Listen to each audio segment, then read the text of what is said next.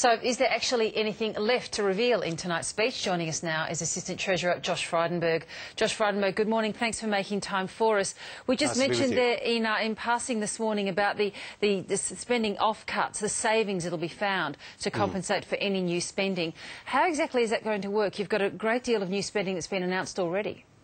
Well, you're right. For example, in childcare, there's a $3.5 billion new spend, which will ensure that more than 200,000 parents are able to get their costs of childcare met, and that will boost participation in the workforce. But we're sticking to our guns on the Family Tax Benefit Part B savings in relation to the pension changes, which we changed the taper rates as well as the asset-free thresholds, and people who are on part pension, as some of them are now going on to full pension. Well, we're making some other changes there so that it actually also produces a saving.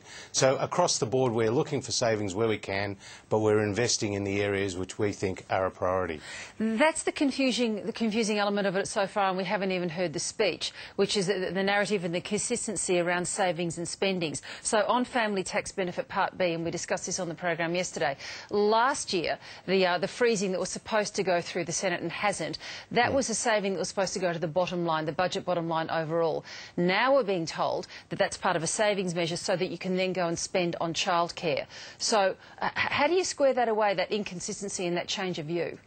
Well, we have to be responsible here, Virginia. It would be easy to go out there and promise the world and not find the savings that are required to eventually balance this budget. No, but I have to jump in there. That's exactly the point, and that's the point you made last year. You said that's why that Family Tax Benefit B change had to go through in order to be responsible and to deal with the budget bottom line. Now it's so you can find more money for another spending initiative. Look, across the board we're looking for savings. Yesterday we announced more efficiency of government changes so that we can actually shrink the size of government to get savings for the taxpayer there. Yeah, but you're not directly addressing this inconsistency, Josh Frydenberg.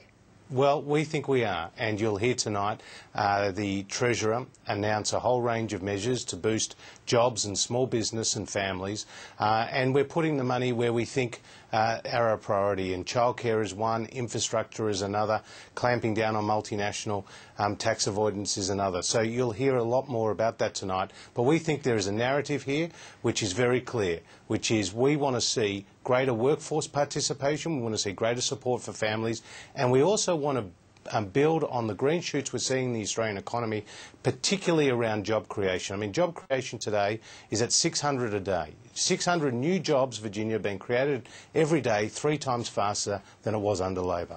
I want to ask you some specific questions about a particularly thorny issue. This is the paid parental leave scheme that the government's proposing. Less than a year ago, as everyone knows, the Prime Minister wanted that paid parental leave scheme that gave new mothers 6 months' leave. Now, if women use both the government and their employers' schemes, which was always the intention that they complement each other, they're now being accused of fraud by Joe Hockey. Are you comfortable with that? Well, they're not being accused of fraud. No, that was the phrase that's basically fraud, to use 2 different schemes. Well, look, no, we're not saying there is fraud at all. What we're saying is that there's double dipping, which is basically that somebody who's on a generous employer-supported paid parental leave scheme is also able to get the benefit of the government scheme. Now, where the that was always the intention, wasn't it? That was always the intention of that policy, was that then you'd end up with more than 18 weeks. No, the intention, as you know, was to extend the paid parental leave scheme to 6 months and to make it more than the minimum wage. But we've taken that off the table and we've decided to put some of that spending elsewhere, namely in childcare. But the point is, if you have an employer scheme which is below the government 18-week at minimum wage, then you can access the government support. Now, a lot of thousands of women do that every year. But if you get an employer-based scheme which is more generous, and 34,000 women currently do that, then you will no longer be able to access the government scheme. And we think that's only fair to the taxpayer, because, Virginia, you can't have it on the one hand calling on us to find savings and head to a surplus, and on the other hand saying, well, we're wrong to try to find those savings where there's something like double dipping occurring. But that was the point I was making, was that was always the intention of the original policy, was that the two would work together and that therefore a new mother would end up with simply more than 18 weeks at home. You're a new father. I mean, you surely must know that a mother spending more than 18 weeks at home with their newborn is pretty important. important, and the point of the two schemes operating side by side was that you ended up with something closer to 26 weeks. Don't you see that as an important thing? Well, look, Virginia, I supported the Prime Minister when he put forward a more generous paid parental leave scheme, because the World Health Organisation had actually called on the fact that, you know, mothers need 6 months to bond with their children, and they do need that support. But clearly there was a lot of opposition to it, and we decided to recalibrate our package of measures, and now we're investing more in childcare and we're maintaining the existing paid parental leave scheme. But this goes, don't you think, to the problem that you've got with selling this budget and the budget narrative. Last year it was all about providing that great support for mothers at home. Now you're rounding on women and accusing them of double dipping if they're simply getting access to two schemes as they were always supposed to in the first place. Last year's budget narrative was battled and lost on the issue of fairness. Aren't you just about to repeat that mistake this year? Absolutely not. I mean, in fact, if you look at what we've announced on pensions, if you look at what we've announced on childcare, building on what the Productivity Commission has recommended, you could argue that this year's measures are really fair, and actually calling on a coalition government to take the steps that it has been applauded by groups like ACOS. You know, and I think that's a very positive development for us. At the same time, we're also looking for savings. At the same time, we're also investing in the things that count, like small business, job creation and infrastructure, and you hear more about that tonight. Well, there's much speculation about whether the budget deficit will be below 40 billion, whether it'll hit 45, 46. Which figure's looking to be more accurate at this stage?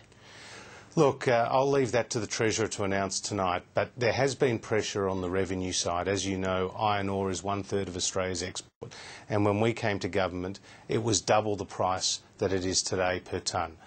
That's a real pressure point for us on the revenue side.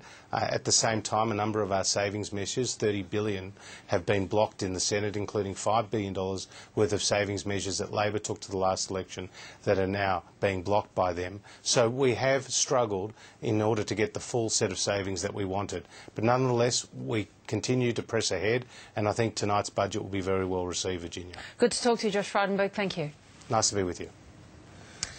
Now, if you want to get on to us about the budget today and let us know what your ideas are of any of the policy announcements, anything you're fearing might be in there or might not be in there, please get on to us this morning. Email or Facebook or Twitter. We'll show you those addresses very shortly. But we should get to some other news now. And the World Anti-Doping Agency says